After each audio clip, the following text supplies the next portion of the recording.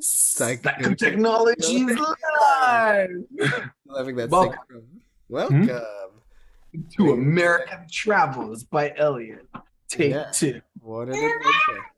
How's this take two? This is take one. We just did other stuff in the last video. Oh yeah, but we were trying to do that, I think. Yeah, I It's mean about that's where we started. So the destination, even if the destination is the journey. And we got audience member, live audience member. oh, that's me. I think, isn't it? No, I think there's a Oh, guy one. Oh, yeah, yeah. in my room making lots of noise. Right. Very cute.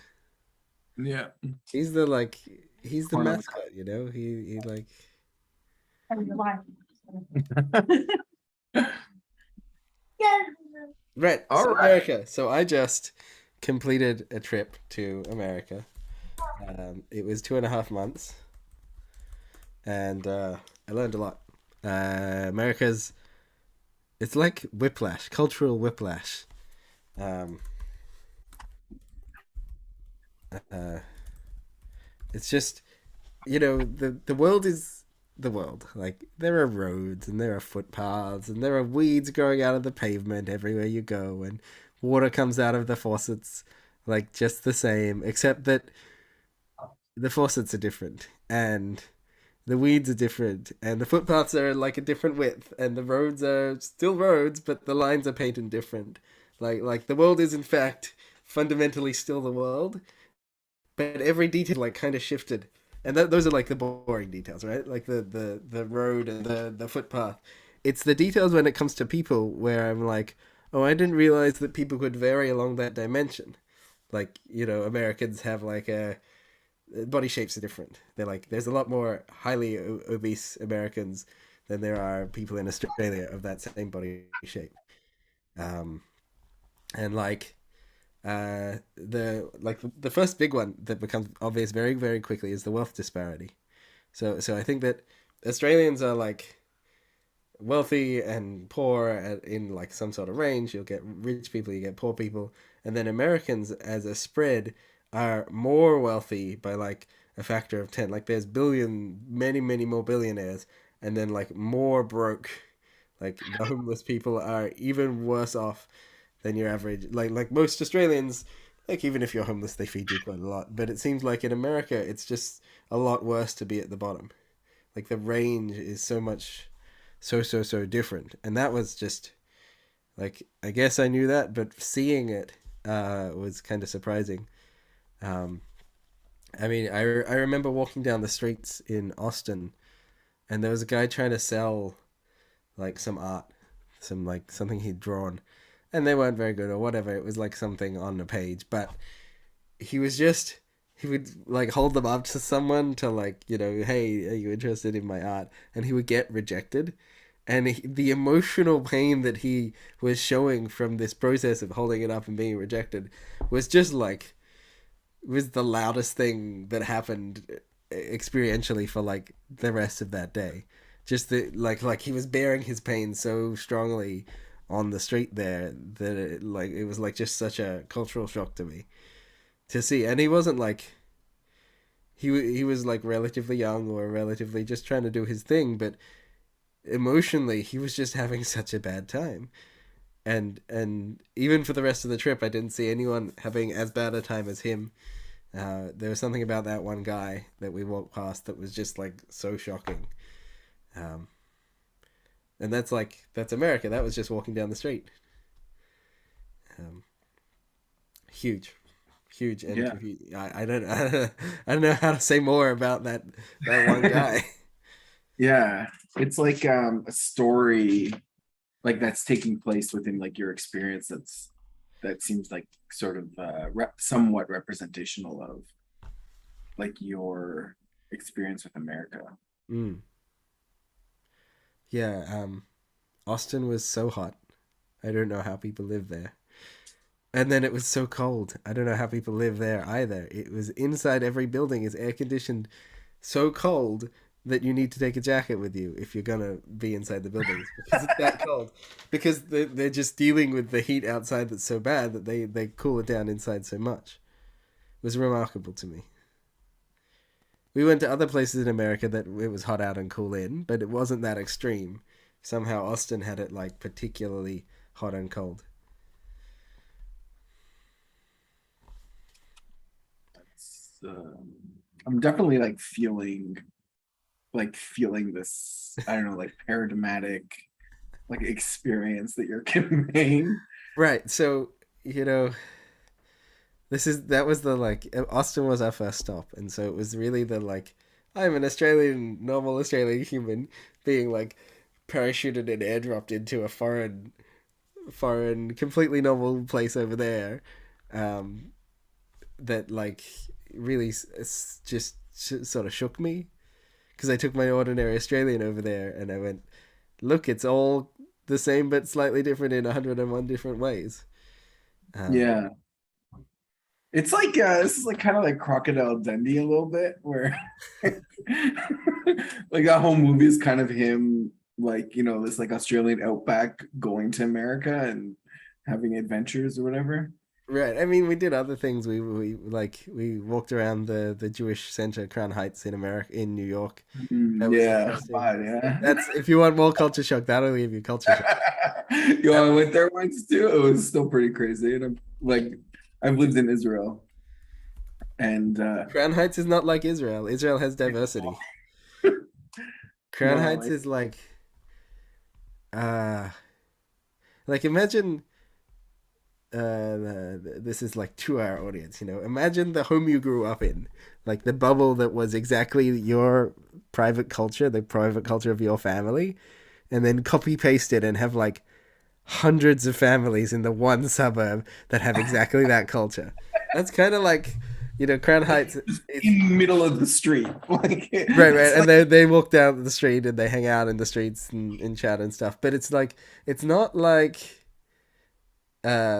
it's just that they're so close to each other in culture, and there's so many of them in the same place, and they're just gathering and hanging out and doing their thing. But it's like it was just a lot of people in that same culture, like so tightly knit, which was yeah, it's like it's definitely an experience. like I grew up as a like minority population, right? There's not that many Jewish people in my city, in my suburb.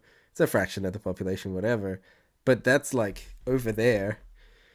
There like in that suburb, there's 90%, 95% of people in that suburb are Jewish, and of this particular very similar sect as well. Like Yeah, and they're all we call them like penguin because like they're all like just like the penguins. penguins, right? There's a particular dress code that sect of Jews likes to wear, particularly for the men. The women have a bit more flexibility, but the men sort of have a dress code, and it's like black and white. So black suit, white shirt. That's their dress code, and so penguin, very fitting. Yeah, the black hat and like But like, I mean, yeah, I walked down the street and I patted someone's dog, and they invited me in for dinner. Like that's the Jewish part of town, That's kind of how it goes. Which was amazing. That was like good. That's what I expect from my culture, but also yeah, still kind of a little surprising. yeah. I do really like that part of the Jewish culture of like yeah, like having that like relationship of like just inviting people in. Yes. I mean, It I feels invite to people me. in at home as well. I always not quite strangers, but people within my cultures or like the groups that I host. I invite That's people really, to hang out. yeah, that's really nice. It's very like yeah, like to me, it's like this is like the meta modern or like that new world meaning making Hmm. thing that's going on is like this aspect kind of needs to be brought in there or recreated. Hmm. Um, Yeah. yeah, because Uh, otherwise you're yeah, like I don't know.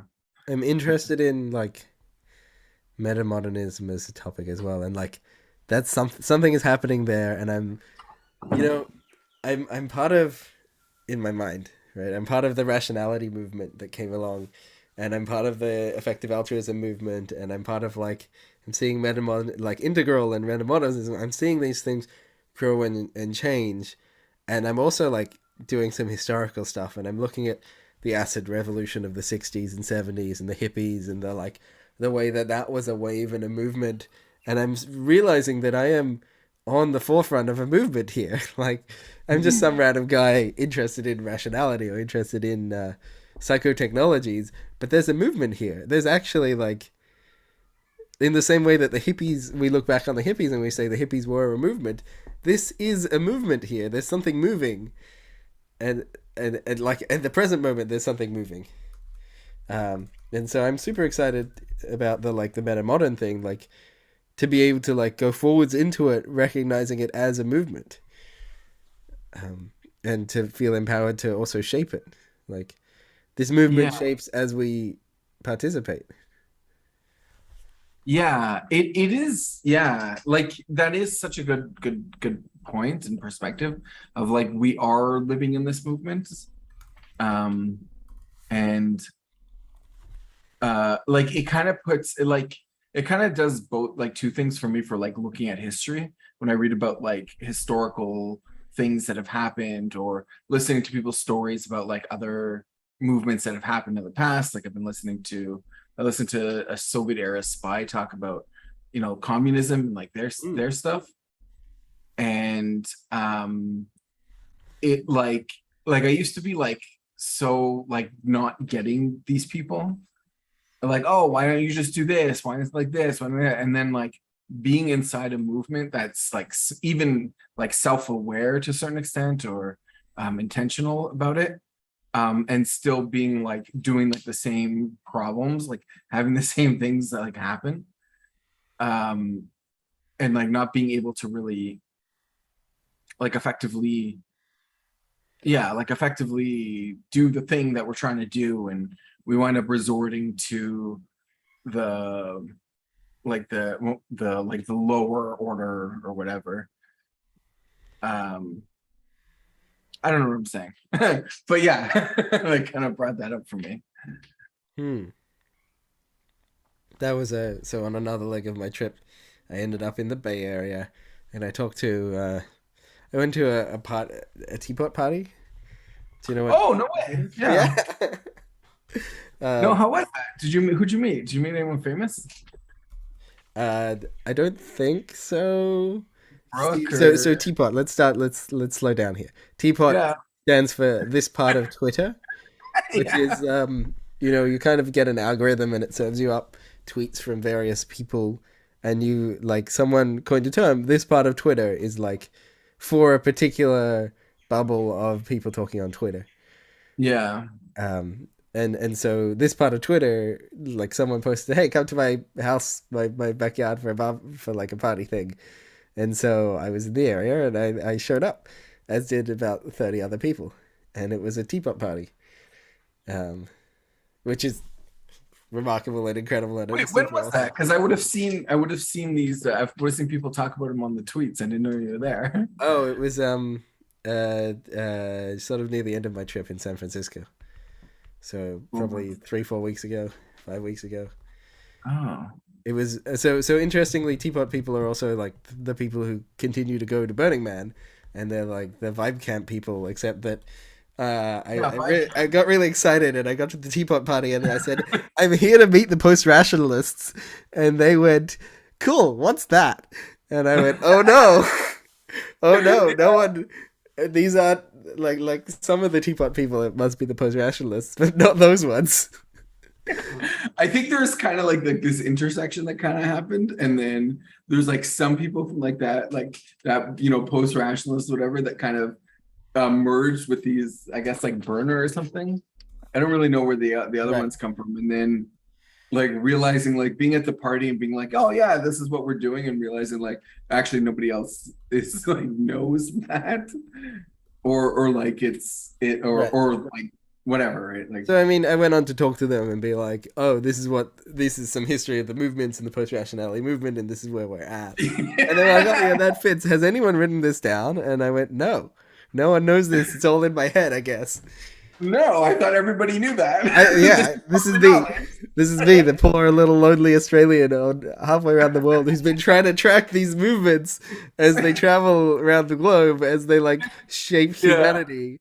And like a small city thing, right? Like if you're in Boston or Bay Area or whatever, like you don't need to worry about this stuff because like all this stuff is going on. Just kind But of like happens. Toronto or like Australia, like you need to be like tracking this stuff, or else you're just not gonna like know where to go. Right. Even like someone's like, "Have you heard of metamodernism?" And I'm like, "Oh yeah, I've read 2 books about it." You know, I'm like, Yeah. I'm watching a bunch of YouTube videos so that I can keep If I track don't of. stay up to cutting edge, up to date, then I'm not going to be involved in the interesting Right. things that are on.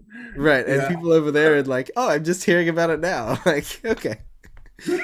Um, ah, what a what Yeah. an experience. So I met them, and then I was like trying to give out therapy stuff, and they were like, "Oh, what's that?" And I was like, "Here's 3 different types of therapy that you can cross with like these other 3 types of therapy, and here's my map of the space." And they're like, "Huh? How do you know all this?" I'm like, "Oh my gosh, I thought everyone knew." I thought just everyone in the post rationality just knew everything. Because Yeah. here I am chasing the cutting edge where everyone knows, there's always someone, on the internet, there's always like some Chinese 5-year-old who's been playing piano for 20 years. And you're like, I'll never catch up because that one guy knows. Well, that's kind of the same about these movements, right? There's always someone who is ahead of me in terms of like knowing stuff about the movement or like knowing stuff about trauma or knowing stuff about therapy. And I'll never catch up, but I'm like trying desperately to stay connected to the cutting edge. But like, there's always someone who's going to be ahead of me because I'm taking the pool of everyone and I'm finding who's at the cutting edge. Yeah. There's something else I think also about like, yeah, like it's like being at your learning edge all the time. Like you lose the perspective of what normal is. Right, right, right. And I don't even think these people were normal. These were like genuinely interesting people who spend time at Burning Man and whatnot. Oh man, stories of Burning Man. They told me stories, let me tell you. So apparently, Burning Man's almost happened, just happened. Apparently, every year, one of the camps goes to Burning Man and they set up an electric fence. Like, not like guarding anything, just like a couple of meters of electric fence. In the middle of the desert, in the middle of Burning Man, whatever. And all through Burning Man, you hear people come along and go like, huh, what would it feel like to touch an electric fence? Yeah. And then they touch the electric fence and they go, ow! And, this is Burning Man where it's crazy and stupid things like that can happen. So, Yeah. I've definitely touched electric fence before. right, Yeah. but not because it was set up like that for me to touch it. I tried to walk through it. No, no, no, Fence or no. whatever. Because I was at a farm and I was like, is it real? Like, what is this? Yeah, Like, I mean, yeah. I've been trying to catch a goat. It was running near an electric fence and I bumped it by accident. It's not very. Anyway. No, no, no. I just touched it because I wanted to know what it was like. Um, yeah, it's electric, so touch it. Yeah, That's turns out it's right. So that was the teapot party. That was fascinating. I went to the Alembic, which is a venue in the Bay Area. Um, they sort of like a warehouse yoga studio meditation space thing, and that was super interesting to go there and meet them. There was probably about 150 people there. And I ran a circling workshop there. That was pretty cool. And I was like super excited to do circling with all of the once again super excited do circling with all the people who know what circling is and like circle with them. But I was like, early question in running the session, I was like, who here has done circling before? And half the people put their hands up and the other half the people had never tried it. And I was once again like, oh, I thought everyone knew what circling is and everyone had tried it because I'm like rushing to that cutting edge again. And turns out half the people had no idea. They're like, what's this all about? yeah, that's fun. But So, then you become like right, I am the wise wizard who's been doing this for far too long yeah. and knows everything and is like, here, try this. And like, I'm like throwing out magic spells left, right, and center because I've been here for too long and I know too much. Yeah. That's fun though. Isn't that like what you always want to be? I feel like that's what I've always wanted to Um, be. it's mixed. On yes, that's cool, and also I kind of want peers as well. These are the two things I want. I want to be in that room, but everyone already knows circling, and so we can do the more interesting thing because we already have the shared foundation. That's one Mhm. thing I want, and the other thing I want is to be the wizard. Wizards is great. I have magical powers. I can like cut through your trauma and heal your stuff like. Psychotech. Choo-choo! Right. Psychotech ninja jujitsu. Yeah. Which Vibrate. I mean, I did a little bit of. There's a very cool post-rationalist guy there, who did a little bit of push hands with me, which is it's the martial art form of Tai Chi. I've done that like a long time ago. I don't remember how. But yeah, that's Fun. super fun. It was fun. It was so you stand, you put one hand on an elbow, and you have a hand like this, and you hold hands, and so sort of like on their elbow, and then you stand still about that far apart, about a meter apart from each other, and you don't move your feet, and you have to try and knock the other person off their feet. Yeah. Whoever moves their feet loses. Yeah, it's great Yeah. fun because you get to like sense where they are and how they're balancing, and then like knock them off, and like without yourself knocking yourself off, because of course any force you generate to push them over is likely to push you over Coming if you're not against careful you. enough. Yeah. Yeah. Yeah. Yeah. It's all about like balancing forces Yes. and like stability Hmm. and then there's like a mental game. It's part of it as well. Yes. Yeah. That's fun. Definitely, definitely fun. Anyway, that was like little snippets of adventures. I went to see a what other stories. I went to see a welding where like space, like a Okay. art collective in the Bay Area. Okay. Uh, they were welding together. They were trying to reinvent the rocket stove or sort of thing. Oh, I love rocket stoves. Yeah. Something Those are like so there's like a type of stove that is regularly used in developing countries that is meant to be energy efficient, and they were sort of yeah, like redesigning it to try and be more energy efficient. it's designed so that it burns 100% of burnable matter. Right, And then they use it like you can use it like depending on like the where I've seen is they combine it with like sort of in like they have the outlet like is like a long outlet. It goes through the house, and then it's there's like it's a large thermal mass, so they use like a lot of like clay or something. And so what happens is when they cook their food, it all the heat goes through this like really long exhaust and absorbs into like the stone or the clay or whatever it is they're using, and that then like keeps their house warm. right, And so you can kind of like use it's like way more efficient um whatever. And then you can like sleep on it or sit on it or whatever it is, like this thing, and it emanates heat, and it's like really fuel, it's like 100% fuel efficient or whatever. yes, very very cool. I'm a big fan too. Um, Maybe it's not called a rocket stove. There's something else that is uses similar rocket stove principles, but it's like a little like burner, like a wood burner stove that is it sort of runs off recycled materials and in like anyway they were trying to work on um turning it down actually rather than like turning it up because it's like producing too much heat and they wanted to like be able to turn it down so that it can burn for longer, which was Okay. a Burn cool. lower heat for longer time. Yeah, yeah. Anyway, Yeah. Yeah, I mean for heating, like that's what you want, right? Like you don't want right. You don't like want a to have to like shovel a new log on the fire every time you at 3 a.m. when you're asleep. You want to stay asleep all night long. yeah. I used to watch video YouTube videos on people doing this. They have like automatic feeders, and they have like all these like cool systems that they were developing. Right. But it's got to be simple and easy and all the rest, and like Yeah. foolproof and unbreakable and all those other. Anyway, that was super Yeah. interesting to go see. They were like an art collective space, mucking around with welding stuff and building stuff and engineering and Okay, that's really cool. yeah, yeah. Like do some welding. I did not do any welding, but they were. We saw the projects. We saw like a half active workshop, like some downtime, some people sitting around, some people working on things. Super interesting. That's fun. Yeah. Yeah. What else did I? Reminds me of like maker spaces.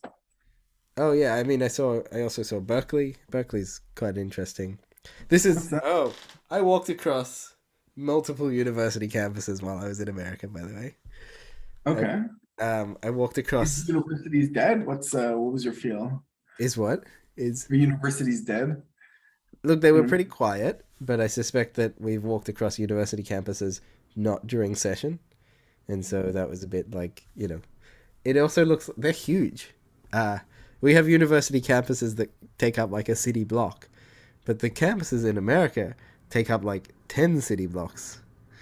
They're like Yeah, substantially larger, like right in the cities often. They're substantially larger entities taking up a substantially larger amount of space. Um, yeah, they can be pretty big. I think here, like, yeah, like we have York, which is like that. Like it's huge, and then U of T has like different buildings throughout the city, hmm. like sort of in the same area. We But have a couple like that as well that have like a split up, but but this was just like the campus was huge. It was like it took half an hour to walk from side to side. Mhm. And even so, people are like, "Why would you walk?" Because of course Americans don't like walk. It Do was they get also, like golf carts or bicycles or what? I'm sure they have bicycles, but I'm a walker. Australians seem to walk places.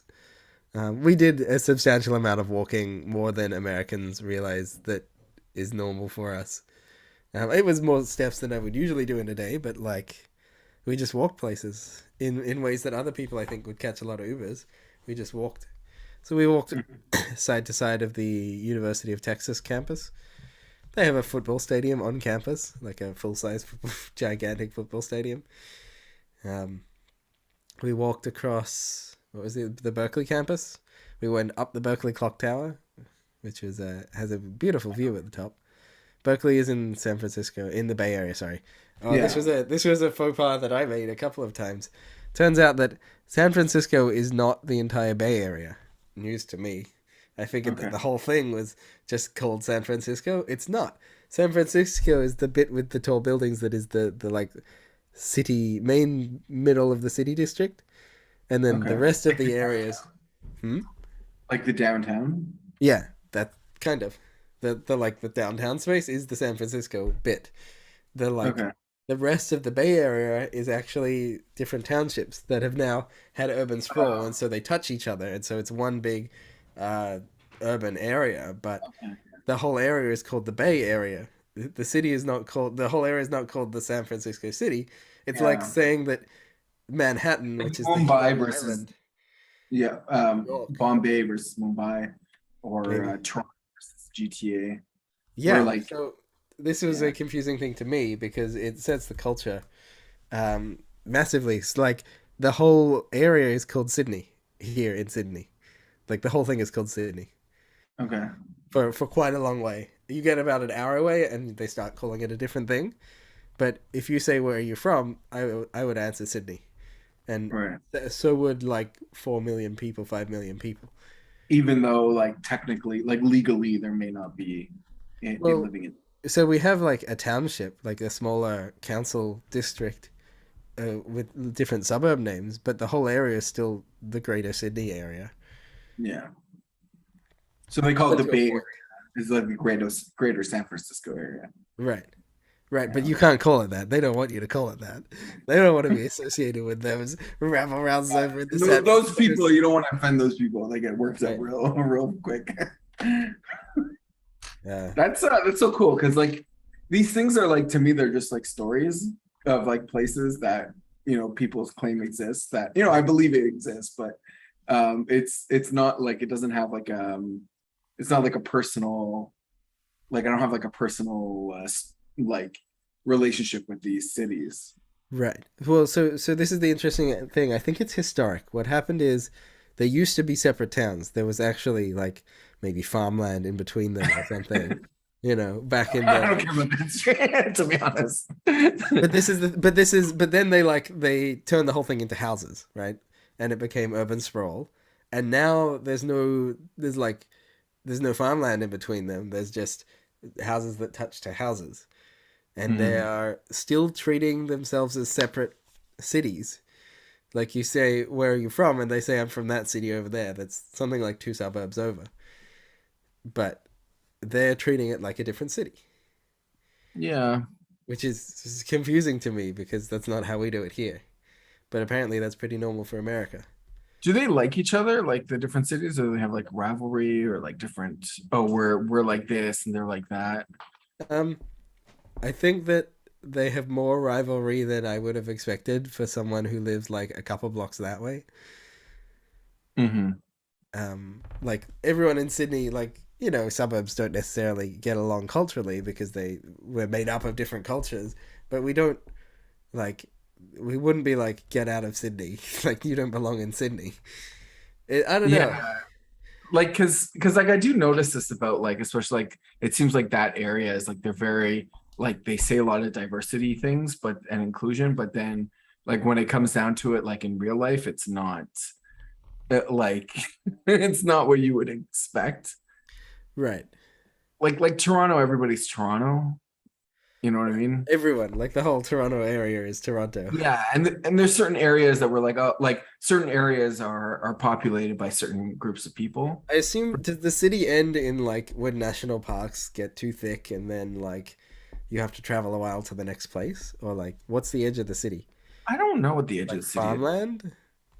Um, like I don't know because it's kind of like there's like downtown and then things get less like dense as you go out. Right. Like more or less like it's not 100%, but more or less you get there and then you get like places that are like sparsely populated and then you'll get like Hamilton or something, right? Where it's like a different city, but people live in Oh, between there as but well. Hamilton's like a half an hour drive away. Yeah, it's definitely a different city. And like Hamilton's not Toronto, but like sometimes people will live like halfway in between, like in between Hamilton and Toronto. And like, Okay. it's not like they're not farmers. They're Okay, but say like so I'm looking at a map right here. Um Mississauga, is that also Toronto? yeah. So like, Is I like think Mississauga is Markham also Toronto? which one? Markham? M A R Mark. K. Like I think of these places as Toronto, Right. But but like Oshawa is not Toronto anymore. It's too far away. Oshawa. Yeah. Um, like okay, Oshawa is like a weird place. It's all the way over Sorry. there, right? It's like separated by a No, it's like a weird place too. okay. Like Whitby, yeah, like Whitby, I wouldn't really count. I don't know. Ajax, I wouldn't really count it. Markham, I would like Vaughan. So I grew up in Toronto, but like right next to Vaughan. Right. Well Um, that's yeah, okay. So this is and like if Vaughan I is look where at a all map and I the draw a big average. circle around the like the gray area, which isn't the green area, because Yeah, that's the Toronto area, and then there's like some bits that shoot off to the side which don't count anymore.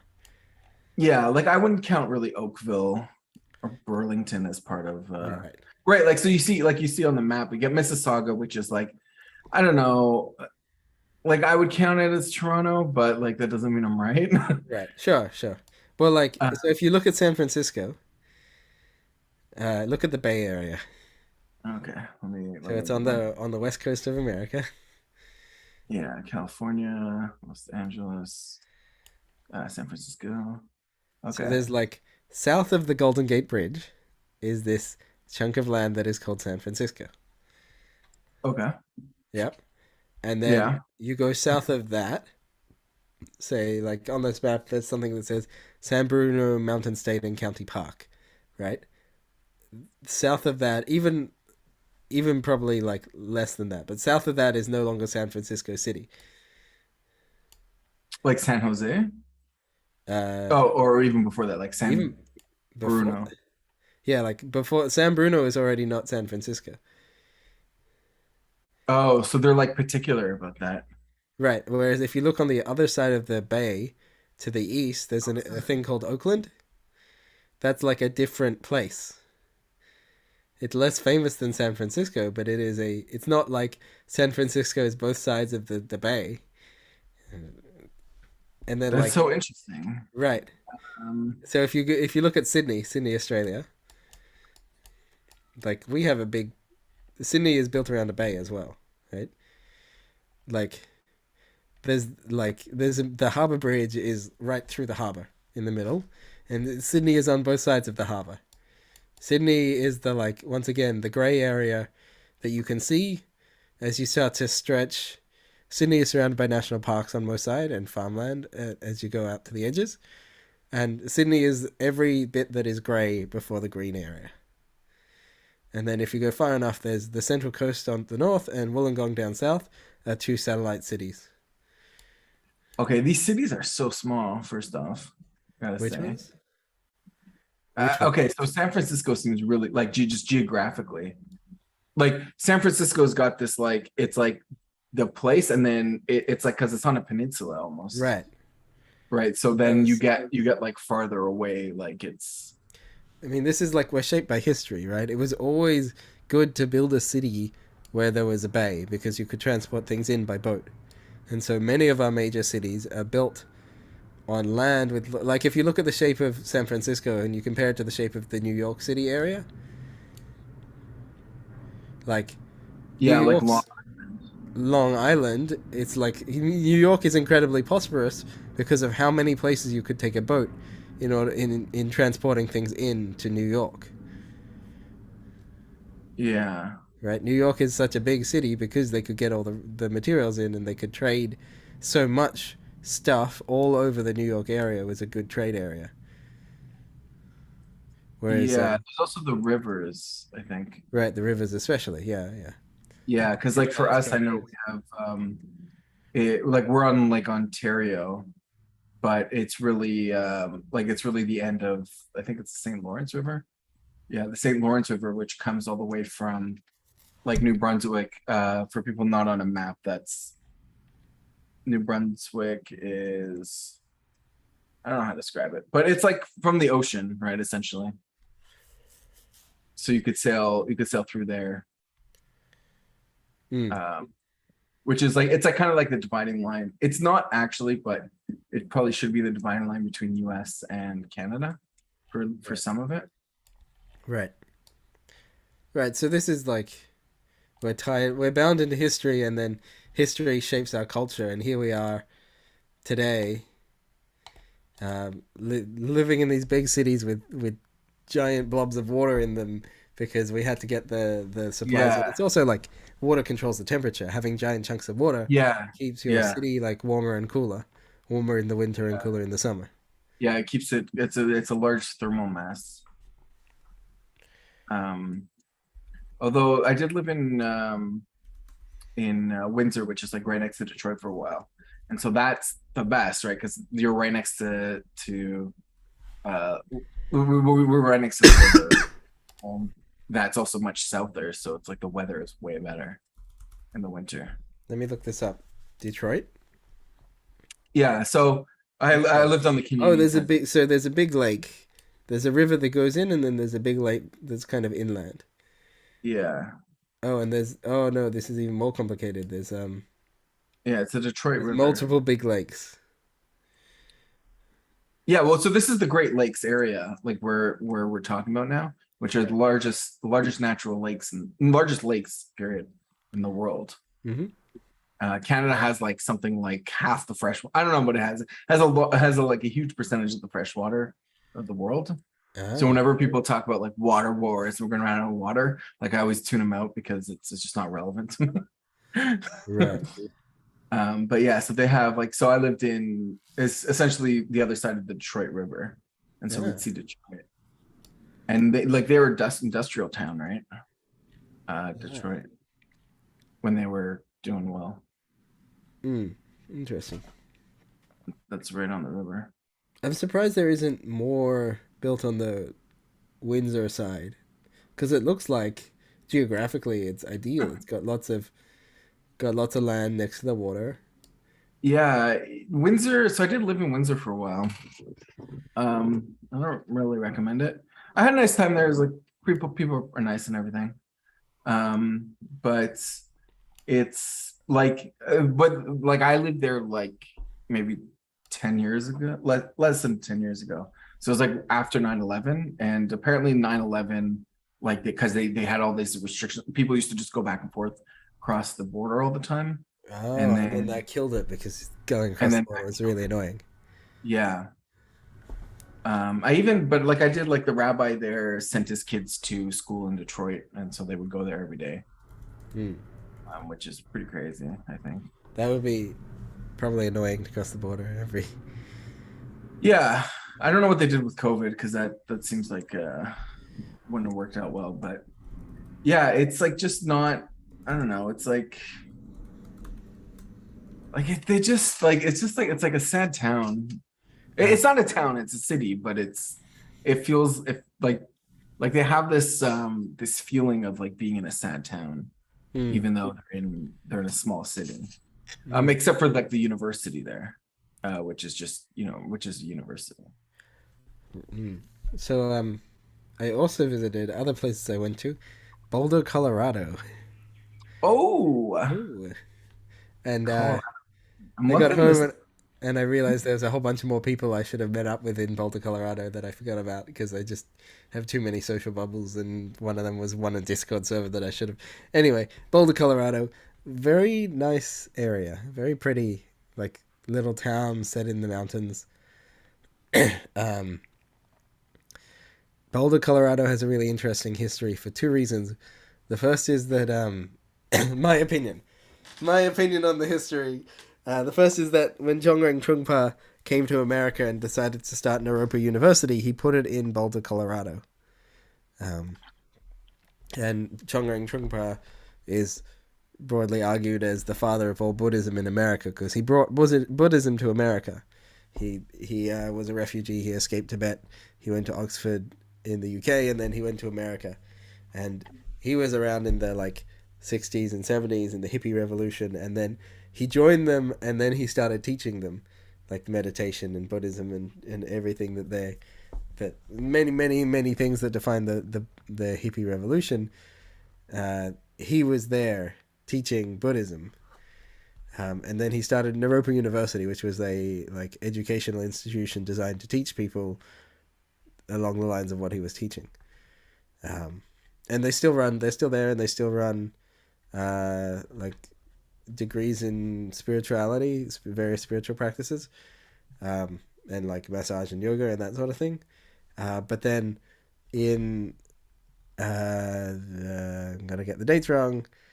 In the like mid 2000s, when Ken Wilber's followers decided to start the Integral Institute, they started it up in Boulder, Colorado, and they ran classes about integral. And there's like, so it's got like a double whammy. The Integral Institute isn't there anymore because they got tired of running it, and they thought they had sort of like figured it out, taught everyone who was there the things, so they kind of disbanded a bit. But that's where it was. It was located in Boulder, Colorado. So I got to meet up with some integral people. I got to do some circling while we were there, and there Oh, was like, it's a very spiritual place. I think after Trungpa moved there, a whole bunch of other spiritual people moved there to join him because there was a good spiritual vibe there. And so it's this spiritual hub in the middle of Boulder, Colorado, in the mountains. Pretty area, quite a nice place. what was the vibes like? I don't know if that's like How am I something you meant to can. explain that? It was nice. Okay, fair enough. It was a good vibe. It was a happy place. It was a pretty area. Like the whole town was pretty because it's kind of up in the mountains.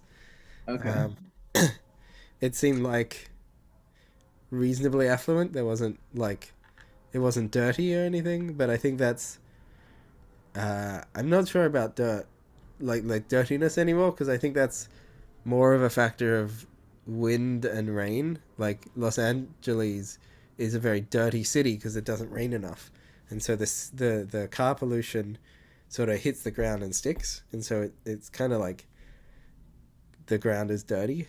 Whereas somewhere like Boulder, Colorado, if there's enough wind, it just like blows away.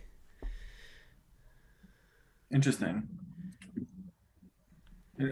Okay, interesting. Yeah. Whereas like New York, there isn't enough dirt.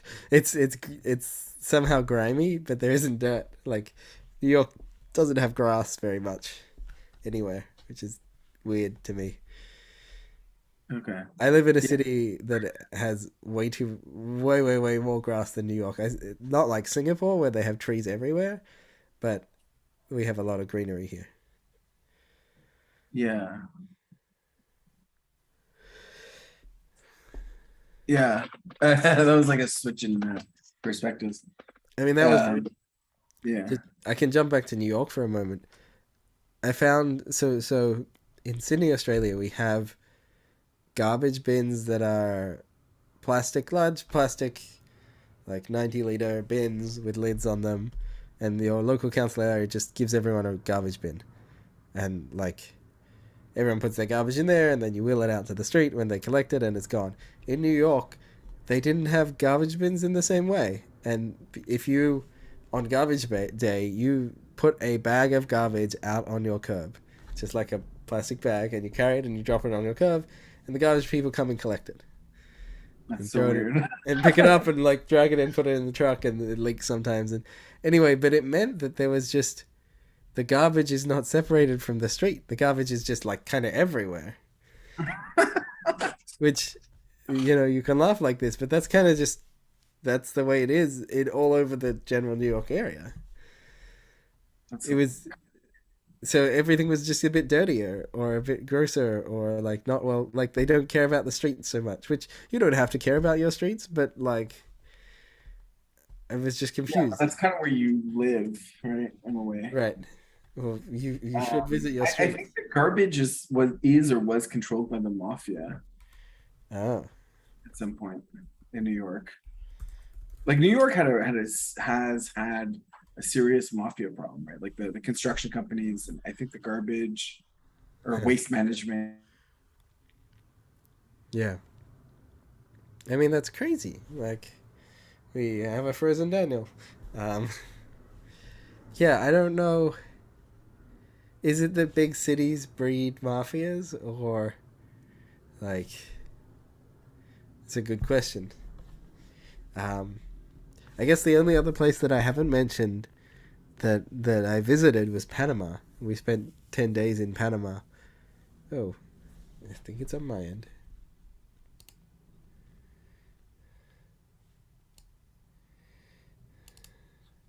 Ah, no, connection is still there.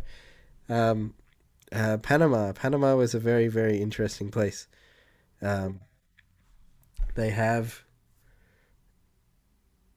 when we were there, so it's changed since then. But when we were there, uh, all of the taxis, everyone was wearing masks. You're meant to wear a mask in the taxis, but they weren't wearing seatbelts, and that's just the culture was that that's what you do, and so you get in a taxi and you put on a mask, and then you, as a Westerner, I try and put on my seatbelt, and there wasn't a plug, or there wasn't a belt, or there wasn't anything, and I found that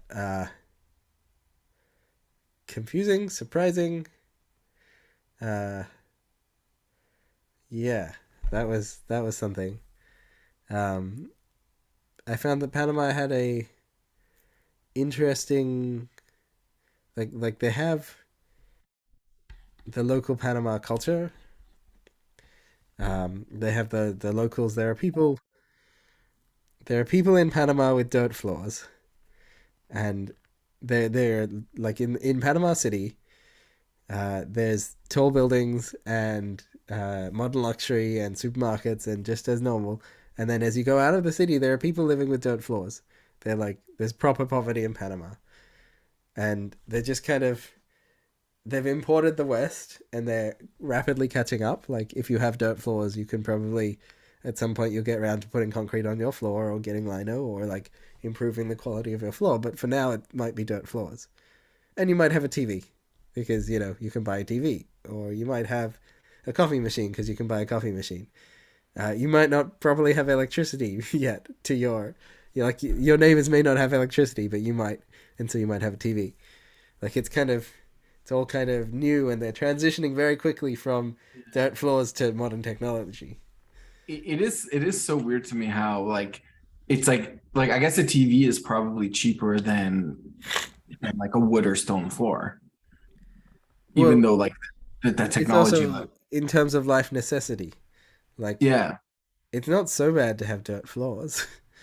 Much as we like having not dirt floors, it's not that bad. I've actually never like lived in a dirt floor. I think the closest I've done would be like a farm or like a barn that was on the dirt. Like I've visited, like in terms of houses or something, or like I've lived places that had barns that didn't have their own flooring. They were just on the dirt. But you like, do you live in the farm? Like, or like you live I in, didn't live in the barn. I lived in the house next door, which had normal yeah. floors. But Like like, I've been camping and stuff. Like I've slept on the ground also. But it's like, it's different to like live there. Like to like go there for like, yeah, where you're like, okay, like, like we're visiting here, like we brought a bunch of stuff and now this is what we're doing. Versus to like have to like I live live your here. life in Yeah. those conditions. Um, I think I don't probably know. if I had a house with dirt floors, I'd put like some sort of rug down, and that would be like, Yeah, yeah. Or and like, on we go. If do they have like rugs are banana? expensive, so only maybe, but Well, like if you have like banana leaves or something, right? Like you yeah, can I'd put. do, Well, I'd probably use like, like uh, I've seen those leaves, they're like thick, they're like plasticky almost. like You get teak like, leaves. yeah, Yeah, yeah. like whatever. I'd I think want to those like be. big thick I ones. think my biggest concern is like moisture, like being more dry, and so being elevated off the ground or having some sort of ground covering so things don't all get wet is what I would be Mm. aiming for. Well, they should have like you should be able to do like dig a ditch or something around it, Yeah, I'm around sure it, there's ways to so do it's it as not well. like wet. But like the ground has like rising damp. Right. So then putting something on it. Even Does like it? building your house on a rock or like having some rocks and standing the house on that. Anyway, Rock, yeah, whatever. finding a way. I'd find. I I'd don't like like to find sleeping a way. on rocks. I've done that before. It's very uncomfortable. Yeah. The Oh, dirt I is mean much. like the walls, building the walls on top of some rocks. Yeah. Like anyway, interesting stuff. So Panama is like moving towards uh,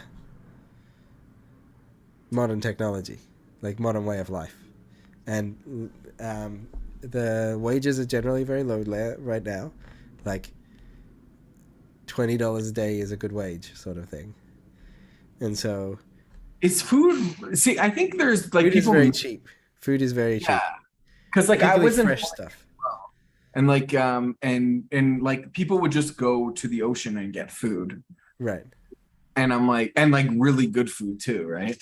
right, And like variety as well. And like if you're poor but you eat like fresh fish every day, like right. You you feel eat quite well. healthy. Yeah, yeah. And Yeah. they have nice weather and you eat well if you It have like was a funny. I went to get a fish, and I went down to the like where we were staying at 7 a.m. There was like a fisherman who would go out, or a group of fishermen who would go out into the bay, pick up some fish, and then come back to shore. And what you do is you wander down to the beach at 7:30 in the morning, and you say, in my terrible English broken Spanish thing, you say, "I want a fish," and he's got a big tub of fish that he's caught mixed in with like some ice. He says, take a look, and you say, "I want that one," and he goes, "Okay," picked it up, and he went, "Oh, let me weigh it." So he went and he weighed it, and then like, he asked the guy who caught it. His friend was the one who caught it, so he asked him how much it was. It was $2.50 for the fish. It was like a big fish, whatever. Yeah, like that's amazing. Like $20 a day, but if you're eating like fresh fish, it Right. costs two. And then he went, I gave him the money, and he went, "Here you go." And he handed me the fish. Like, thanks for the, like, here in the West, they wrap it up and they like put it in bags and plastic and tiny, and they got it for Yeah, you. Like, no, no, no. He just went, "Here's your fish." yeah. Which is how, That's kind of like, it's how I like it. It's like fresh. It's natural. It's just, Yeah, like I would love to live somewhere like that where you just like, okay, what am I eating today? Like I'm just gonna go outside and look for some food, and then that's what I'm eating. right. Like I feel like here where I am, like I have to like because I do like I have to go to Costco and like stand in line. And it's like a whole thing. Like I can't just go get food. I Right. like I could just go to the restaurants, but they get very expensive very quickly. Right. Even like, so I think Australia, this is an interesting cultural thing, difference between Australia and America. In America, you couldn't go fishing and catch enough fish to eat in some places, particularly like Alaska. In Australia, you can't do that. You just don't catch stuff. And What do you, like there just aren't enough fish. You try and fish and you don't catch anything and you don't have enough food to eat. yeah, You can't yeah, actually sustain yourself from the fish that you might find in the river in the way that you might be able to do in America. yeah. We're like that too. Like sometimes I'll go fishing, but like if I'm going camping and there's somewhere fishing, like I'm still bringing food because I don't know if I'm gonna catch something. Right. Whereas it But seems I think there like are places in the States where they'll like they can leave their house, like in the South, they can go leave their house and go pick up dinner, like go get a catfish, and like that's what they're eating. Right. And Yeah, it's I mean, I think someone was telling me in Alaska, if you're on food stamps, you can spend your food stamps on fishing gear because then you can just catch your own fish. yeah, that's crazy. Which is like, it's viable for the people to just fish for their own food. In Australia, it Yeah, like doesn't I feel would very love to. viable, Yeah, here's not viable which either. changes the culture massively because we have to farm, or we have to like Yeah, because you have need to be external. part of this. You need to be part of like a sustainable system.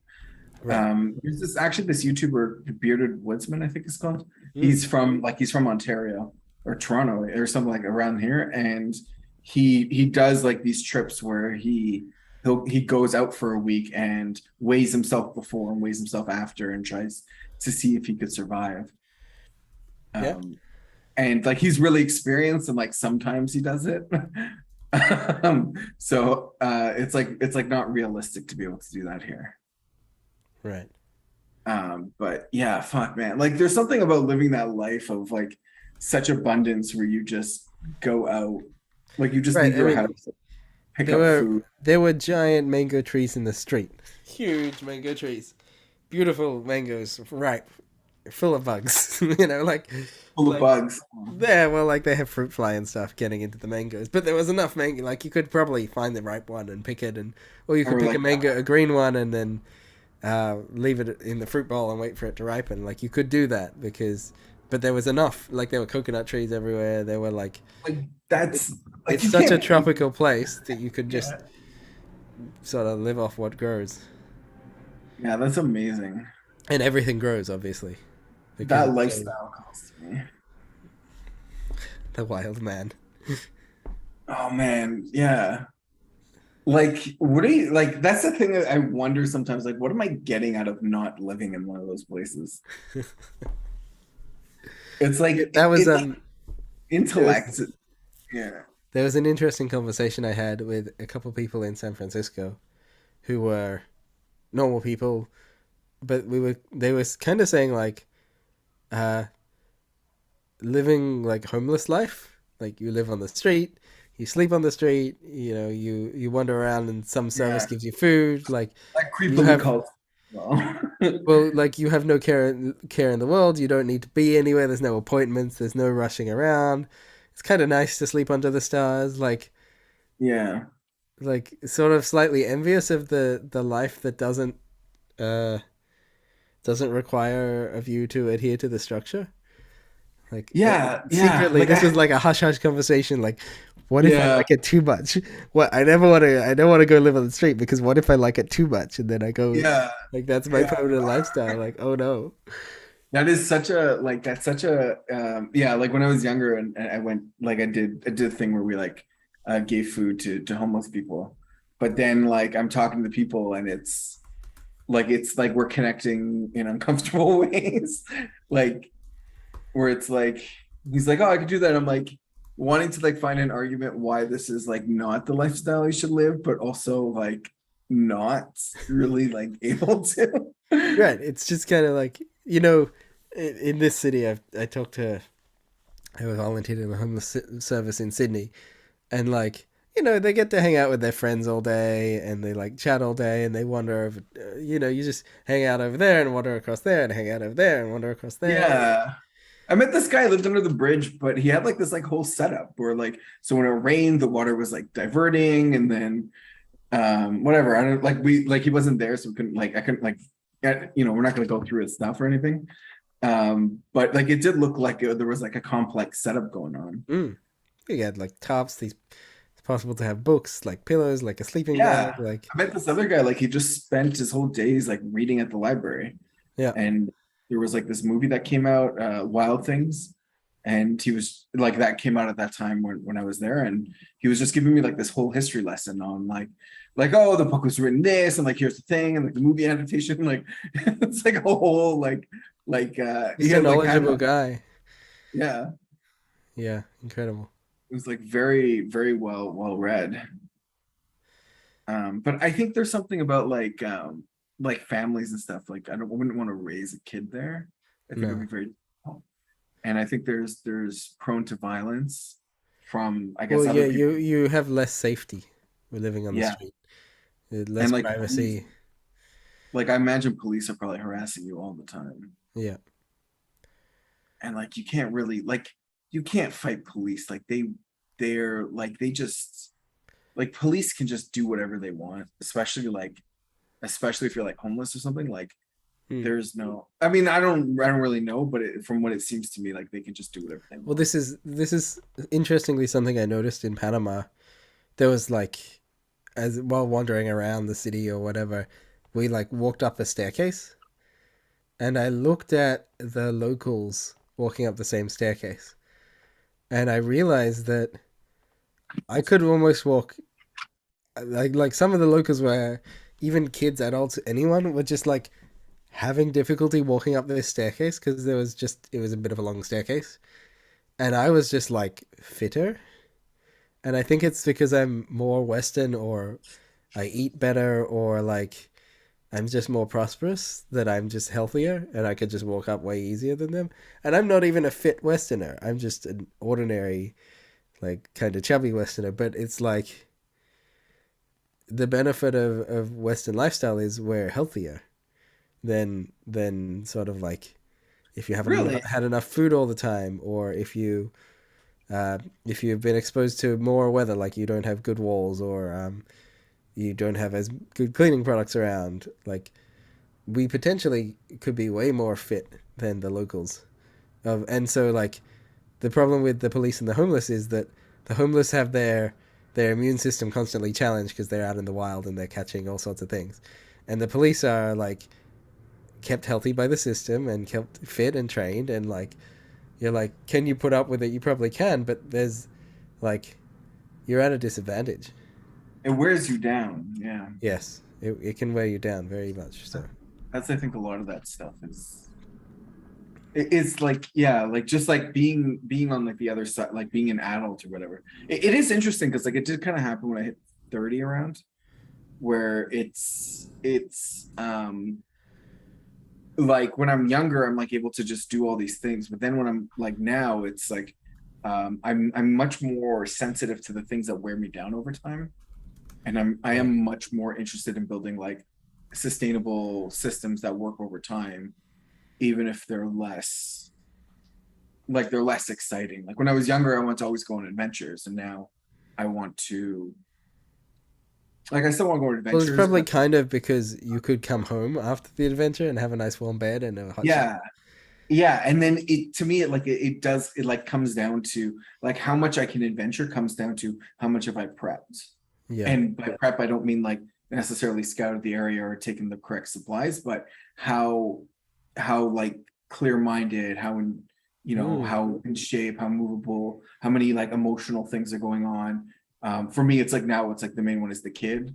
So how how is he doing, right? Because Right. like he can have some stress, but he can't like it, if we're doing stress over and over, we go camping and like there's a little bit of stress there, but it's like fun, he's outdoors, he gets to explore new things. But if we did that every day, he wouldn't be able to grow, like he wouldn't be able to develop properly. Mm. And Yes.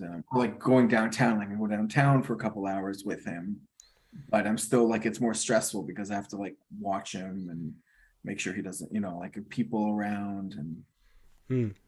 so it's like building that like over time.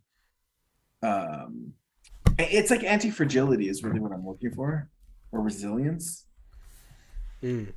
where I can take hits or I can just randomly decide to do something crazy, and that's not going to break me or the things I love. I don't So know. I I don't don't think really I've know. explained all of the trip in America, but that was a whole bunch of things. That was just culture shock, shell shock, confusing. What a different world. Yeah. It is so interesting because I do see myself as like when people say America, I think like, oh, Canada is like America. They're pretty But close. yeah, but also when I go to America, it is different. Yeah. Like I am surprised every time at the culture shift every time I go there. Mm. I found like other things. New York was everyone was rushing. It was hilarious. Like, where are you guys going? Like, I don't know, we're going. Like, I don't think they realize just how deeply ingrained it is in them to like rush around and do stuff.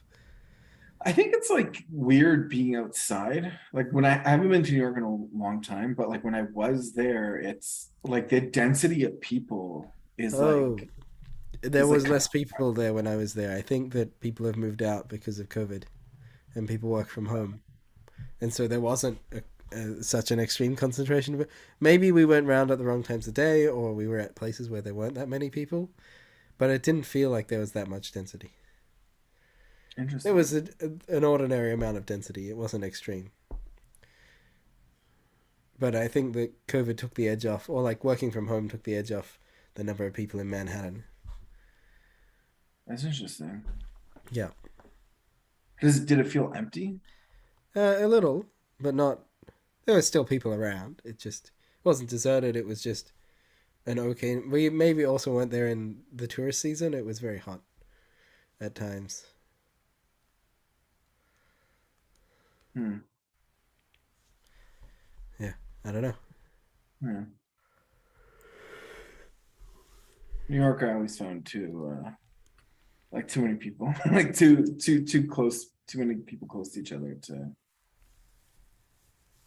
like there's this stress that happens, I think, when you're around people, which isn't like bad necessarily, because like you do want some of it, and I think there's a stress that happens when you're by yourself for a long time, Mm-hmm. because like there's safety with people, but there's dangerous with people, so there's like it's like you're like trading risks. Hmm.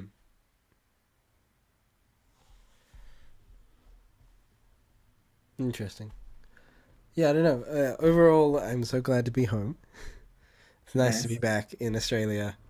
I'm gradually picking up the things that I completely ignored and like catching up, but I have a bit more ways to go. But it's like I've also like taken upon myself the recognition that life is a bit more like a work in progress than it is like uh, gonna ever be done. And so learning to live Mhm. with the work in progress is like coming to peace with. Yeah, I was born into history in motion, and I will continue to be in history in motion for my entire life. Much as I was like, yeah. history started when I was born. Like, no, no, no, that's not quite how it happened. Yeah, So coming to yeah, accept the world in motion is something I've been working on. yeah. I do love motion. I find stillness uh yeah, like disconcerting or something. Hmm. Because like motion, yeah, like motion is opportunity and change. And Right. stillness is like this is how you are going to be forever. Yeah, I think Motion is hope. I would have described previously like I would have been beating myself up more for not getting certain things done, or like say my room's a bit of a mess. You know, on the other side of the camera is the mess naturally, but now I'm sitting with the recognition that like, well, actually, no, I chose to do. I could have tidied this up. I just chose to do other things instead because I prioritized them more. Like, there's only so many hours in the day, and I chose to do the other things instead. Mhm. So it's Present like I've made peace with the fact that the world being slightly incomplete is up to me, or like in motion, and like how much I'm taking advantage of the world in motion is really up to me. So that's nice. Mhm. Part of traveling is also like, and being a foreigner is I'm not responsible for the location that I'm at. So like, as I walk down my home street at home, if I found rubbish on the ground, I might pick it up. But if I'm in a foreign place and I don't know where the rubbish bin is or how things go here, I'm not gonna pick up the rubbish in the foreign street nearly as much. I'm like, I'm just a visitor in this place, which is Right, like I'll like try not and do. I'm not gonna cause more like leave rubbish, only footprints, sort of like don't change. So like right? But back home, I will change things. I'll choose that I want it cleaner or something. yeah, yeah, I do notice that as well when I enter new systems or new places where I'm more wary of changing things because I don't know exactly how it works. Right. And I don't like it when other people come into my systems and start moving things because like it's things are like scat or whatever, but they're scattered in a certain way and like it means certain things. Right. Yeah, because So there's there's this working memory happening. these have been new learnings, these things. But yeah, it's good to be home. It's good to be back to psychotech. It's good to be like I don't know if I really learned so much or if I'm done explaining all the learning, but that was a bunch. Yeah, I mean, we didn't even talk about Oh, we our caught stuff. up. I met Daniel in person. And we Yeah, went to Lilydale. Maybe that's next episode. We got to talk about yeah, maybe that's Lilydale. the next time thing. What the heck is Lilydale? Yeah. Psychotechnology.